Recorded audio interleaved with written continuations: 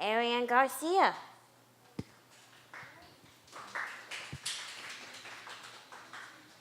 Forgive me if I get emotional at all during this. This stuff really matters to me, and I'm kind of melty because I've been up since 2:30, and I'm very tired. So, okay, so let's start. My name is Arianne, and I'm autistic, I'm Hispanic, and I'm a woman, although that feels weird to say sometimes. Today, we're going to discuss how to increase resources for autistic women and people of color. Okay, so the whole point of increasing resources is to expand quality of life. Newly diagnosed people in marginalized communities need direction from mental health professionals on where to go for resources. Day-to-day functions, documentation for work, easing access for helpful services, better therapy, social living skills classes, social skills classes, and the like.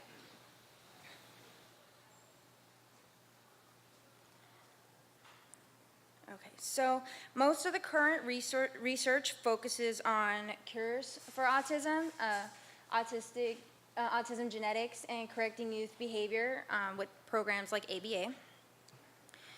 And one of the best ways to promote visibility is through research. Through the expansion of research to adult populations, we've learned only a couple years ago that the average life expectancy of an autistic adult is 36. And for Hispanic women, it's 88. For Hispanics, it's 88, and for women, it's 81. So you can kind of see there the big disparity as far as life expectancy goes. And with more research focusing on autism intersectionality between race and gender, we can close the symptoms and communication differences gaps.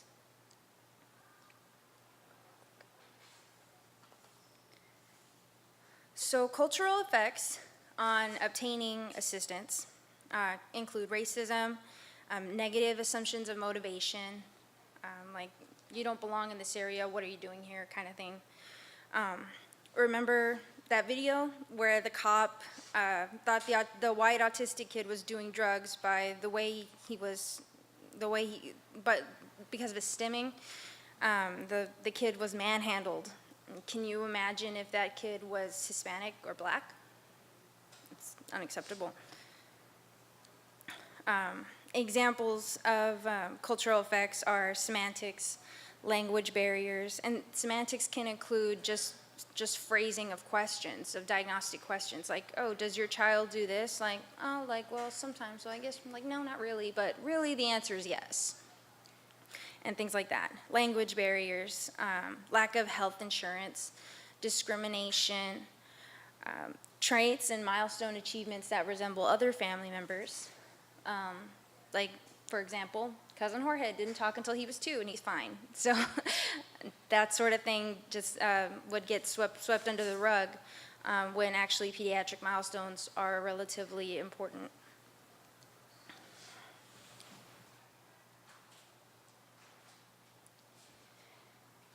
Something that I wanted to take another moment to focus on is diagnosis as an adult. When I got diagnosed, I was 25.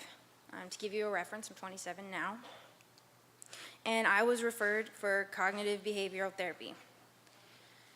That doesn't really do the trick because part of that is asking you questions like you don't know what they're trying to ask you. And that can get very irritating, especially when you don't know exactly what they're trying to ask. An example would be like, so how long have you been feeling this way? All my life, you know? So, and another thing that was troublesome was when me and my husband went to couples therapy. Our therapist tried to force me to make eye contact with my husband when I was trying to think of the next thing I wanted to say, which I don't remember the exact words at the time, but it was talking about how much I loved him. But I didn't have, like, I'm closing my eyes right now because, you know, like looking my husband in the eyes, I don't think words, I just feel love. So forcing me to look him in the eyes when I'm trying to describe that love is very distracting and ableist. And it's outdated. So, and also, you know, different types of unconventional therapy, music therapy, yoga therapy, art therapy, animal therapy. Those types of unconventional therapy need to be more accessible with different languages, reasonable pricing, insurance coverage, that sort of thing.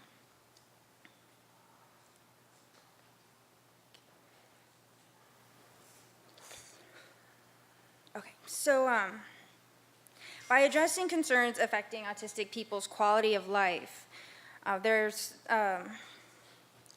will be research and thus visibility, educating hiring managers, recruitment departments, human resources departments, and creating classes to help autistic people get jobs that meet their skill set.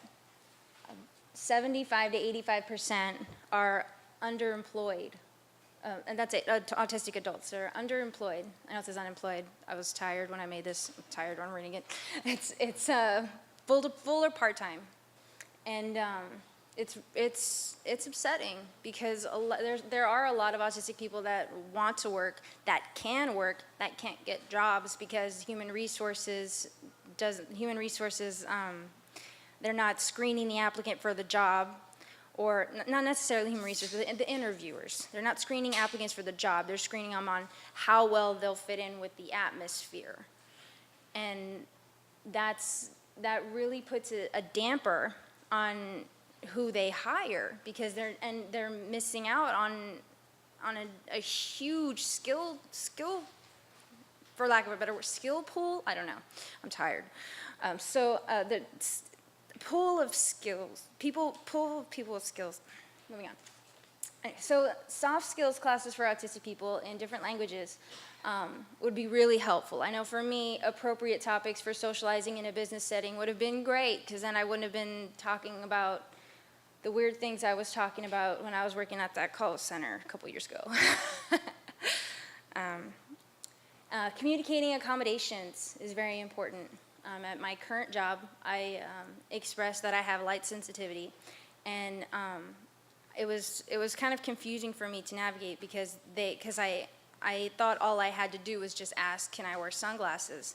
And I was told I needed a doctor's note. I'm like, okay, so I go and I get my doctor's note, and I brought it back, and it was kind of like I guess it shouldn't be a problem, but I felt really uncomfortable the entire time.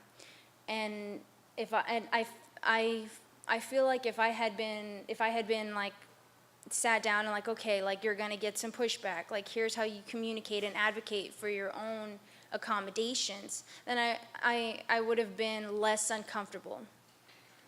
Being successful at getting your accommodations is great, but I don't want to feel uncomfortable when I'm asking for them. That's especially if it's something as simple as, can I wear sunglasses inside? So that would have been great for somebody to tell me how to do. Disability disclosure in the interview process. Another thing that's really important that's not really addressed. I had a couple of interviews where I disclosed in the phone interview, and I could hear them shutting off, like, okay, no. Like there was a change of tone, there was a change of voice. I knew I wasn't getting an actual interview. And I figured out a couple applications later not to say anything until I had already talked up my skill set. And then it became, oh, okay, well, yeah, we'll work with you because we can make money with you, which is essentially what business is all about. Self-advocacy in a business setting. Again, letting people know and fighting for your own accommodations, because nobody will fight for you. It's unfortunate, but that's been my experience. So we have to teach ourselves and have people who want to help us teach us how we can do these things to make us more successful and less comfortable in a world that's not made for us. Which brings me on to housing and independent living. So studies show that autistic women are more successful living independently with support and daily living skills. Examples of are cooking and cleaning schedules, maintaining relationships with friends, loved ones, doctor's appointments, animal care, emotional self-care, socializing, because that needs to be scheduled too, grocery shopping, which is awful, etc. And multi-language assistance and local affordable housing options, along with help with managing a budget, would greatly increase the amount of autistic people living independently.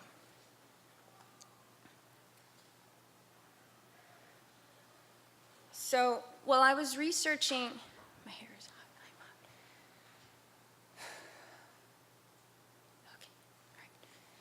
So while I was researching this, the first thing I was thinking of is, okay, like if I was looking for services, what would I type into Google? I just put resources, because that's what I need is resources. But when you type in resources into Google, you don't really get much. You get a bunch of websites that give you more websites on where to go to get resources, that when you click on them, they take you to more websites that take you to confusing forms, government websites, or just a whole bunch of stuff for children. And it's not very accessible. And I know that there are programs out there, because when I specifically looked up one, like I'm from San Antonio, so we have a place called the Art of San Antonio. And that place does a lot of things for autistic adults. I didn't know this until I was researching for this presentation. And I thought about why. Why didn't I know this?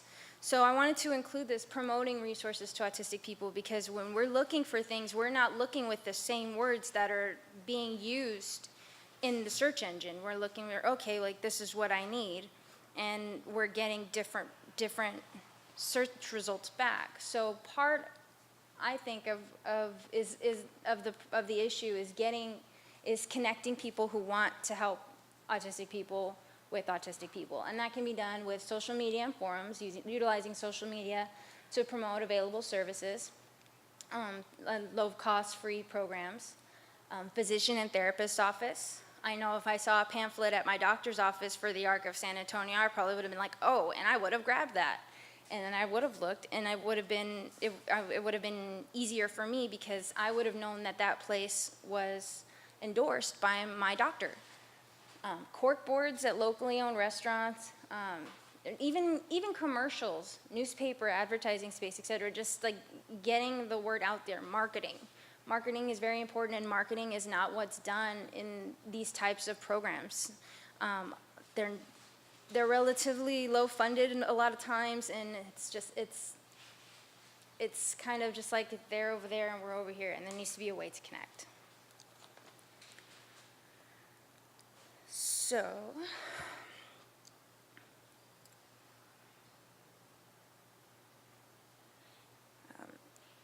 in conclusion, basically, increasing resources to autistic women and people of color can be done, but we need to be more visible. And in order to be visible, we need research.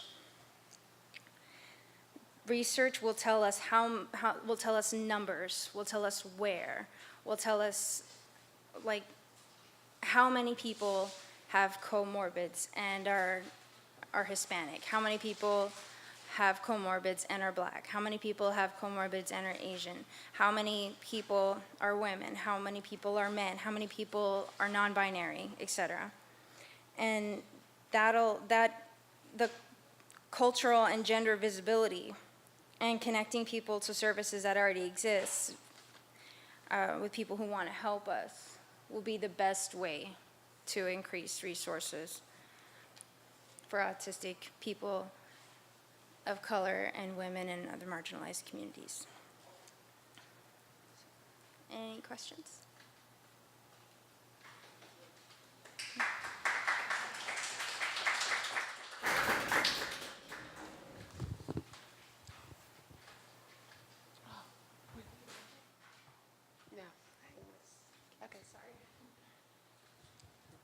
So I just want to thank you for coming today. I really resonate with a lot of what you said. I mean, that really goes for everybody who's ever spoken here, but this really resonates with me. I'm Hispanic, I'm transgender, and I grew up as with the female Latino experience as being autistic. Something that I've noticed personally is that autism is not properly or even diversely represented in the media. And that really plays a huge role in how people view autistic people and just portraying negative stereotypes. Coming from you, since you grew up as an autistic woman, how would you like to see autism represented in the media? That's so funny that you asked me that, because that was my very first presentation, and I've written an article about that. Like, I have thought about this. I would love to see like an authentic experience. I would love to see like somebody like me who was diagnosed as an adult, or even diagnosed in their late teens, and they're trying to figure out, okay, who am I with this diagnosis? Like, now that I know that I'm not messed up. Like, what do I do now? You know? And in the media, it's very much colorless and male. Yes. Exactly. Why males obsessed with trains? And we can be all kinds of colors, obsessed with all kinds of things. Like, I watched the same 5 movies over and over again, over and over again, and it's yeah, that's my husband will tell you. And I'll be in the middle of speaking to him, and then stop to repeat a line that's playing on the movie. And I'd like to see stuff like that. I'd like to see nuance in autistic characters, because there's a lot of nuance within us. And one of the things I find really interesting is that we are all different. We all have our own little nuances. So I think in order to create a realistic character, for a realistic autistic character, they would need to incorporate those nuances. And honestly, a visual representation would be really well. I don't know if you guys remember when text messages first came out. They didn't know how to do that on TV. They didn't know how to show a text. One of the first things they did was they put the camera over the shoulder. Jesus. They put the camera over the shoulder of the person holding the phone, and that's not very good if you're trying to figure out what's going on. So what they started doing is they started putting text messages on the screen. The people looking at their phone, put the text message on the screen. Boom. You know what's written on the phone. So that kind of thing, visual. What's going on in our heads. A lot of us are visual learners, visual people. When we're quiet, that doesn't mean nothing's going on. It just means that it's not in English. And so that's I'd like to see that. If I'm an autistic character, nuance would be looking out the window, seeing like a bunny, and then a flashback memory that distracts them. A little bit like Scrubs. I don't know if you guys have seen Scrubs. And the main character, he'll go off like this into his own little world, and then when he comes back, he says something weird that doesn't make sense to anyone else but him and us. And that's that's a nuance in that character. And it's effective because it shows you that JD is the main character. That's his name. It shows you that JD tends to space out, but he's not thinking. He's just thinking about something else. And one of the things that I noticed in shows like Atypical is that they just show him just for a really long time with a voiceover about Antarctica. Or, which, I mean, don't get me wrong, if he was a real person, I wouldn't mind hearing about Antarctica. I like Antarctica. But he's not, and he keeps saying the same stuff over and over and over again. And, I don't know, I can just speak for me, but I like to learn everything as I possibly can about my special interests. So I don't have the same, I don't repeat the same facts to everybody. Everybody gets their own new facts. So that kind of thing, more nuance. Hi, so thank you so much. I do want to be mindful of the time because the closing begins at 4:15, so I'm actually going to break down in here, but I'm sure you're going to be around if people still have questions. But thank you again, and again, the closing will be happening in about 15 minutes downstairs, so I want to give everybody enough time to get their stuff together and get downstairs, but thank you.